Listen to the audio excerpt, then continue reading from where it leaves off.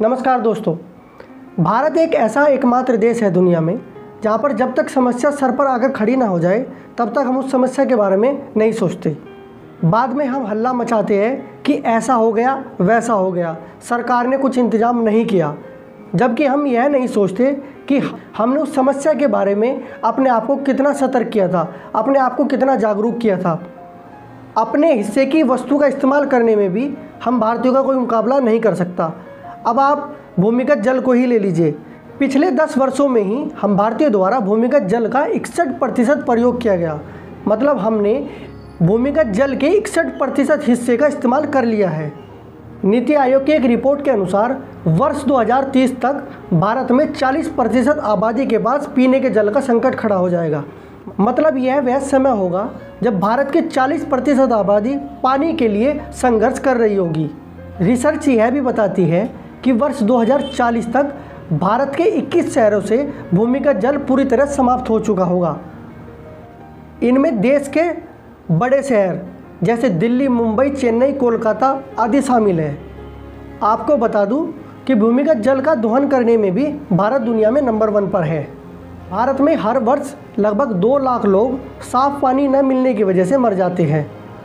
चेन्नई देश का पहला ऐसा शहर बन चुका है जहां पर भूमिगत जल पूर्ण रूप से समाप्त हो चुका है। चेन्नई में 2000 फीट तक की गहराई पर भी पानी उपलब्ध नहीं है और यही कारण है कि चेन्नई प्रशासन द्वारा बोरवेल कराने पर भी पूर्णतः प्रतिबंध लगा दिया है। तो क्या अब हम भी अपने शहर को चेन्नई बनने का इंतज़ार कर रहे हैं? जब हमारा शहर चेन्नई बन चुका होगा उसके इंतज़ार में हम बैठे हैं। जिस काम को हम कम पानी के इस्तेमाल से भी पूर्ण कर सकते हैं, आज उसी काम के लिए हम हज़ारों लीटर पानी बर्बाद कर रहे हैं। अगर आप गांव के आसपास के क्षेत्र में रहते हैं या गांव में रहते हैं तो आपने अपने आस पड़ोस में यह बात अच्छी तरह देखी होगी कि गांव में समरसिबल के द्वारा अंधाधुंध पानी बर्बाद किया जाता है। जिन पशुओं को हम 2 से 3 बाल्टी पानी में नहला सकते हैं, उन्हीं पशुओं के लिए हम समरसिबल से अत्यधिक पानी बर्बाद कर हज़ार लीटर पानी बर्बाद कर रहे हैं। हम गर्मियों की छुट्टी मनाने के लिए वाटर पार्क जाते हैं, स्विमिंग पूल जाते हैं, मगर इस बात की कल्पना हम शायद नहीं कर पाते कि वहाँ पर कितना पानी बर्बाद होता है। जब आप स्विमिंग पूल में नहाने के लिए जाते हैं तो वहाँ पर आपके लिए हज़ारों लीटर पानी बर्बाद किया जाता है। आपको जानकर आश्चर्य होगा कि भारत में दुनिया की जनसंख्या का 17.5% निवास करता है और हमारे पास पीने के पानी का मात्र 4% उपलब्ध है, मगर फिर भी हम पानी का अंधाधुंध प्रयोग कर उस त्रासदी का इंतज़ार कर रहे हैं जब हम पानी की बूंद बूंद के लिए तरसेंगे। आपको यहाँ यह जानकर भी आश्चर्य होगा कि वाटर क्वालिटी इंडेक्स के मामले में दुनिया के 122 देशों में से भारत को 120वां स्थान प्राप्त है।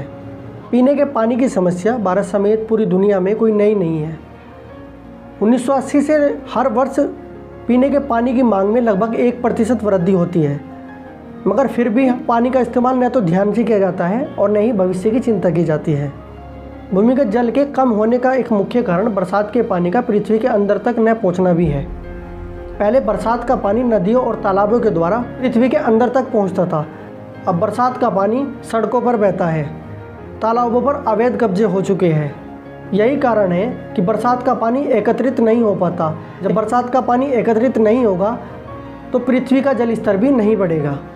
तालाबों और रजवाओं का पक्का होना भी भूमिगत जल के स्तर को बढ़ने से रोकने का एक मुख्य कारक है। पहले तालाब और रजवाए कच्चे होते थे, आसानी से पानी पृथ्वी के अंदर पहुंचता था। बरसात का पानी होता था तो पृथ्वी के अंदर बड़ी आसानी से पहुंचता था। आज बरसात का पानी पक्की सतहों पर बहता रहता है, जिसके कारण वह पृथ्वी के अंदर तक नहीं पहुंच पाता और धूप में सूखता रहता है।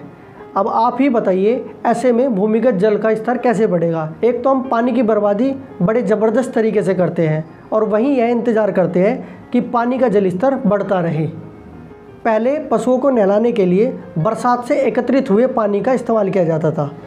जो बरसात का पानी तालाबों में एकत्रित होता था और घरों का इस्तेमाल हुआ पानी तालाबों में एकत्रित होता था, वहीं पर पशुओं को नहलाया जाता था।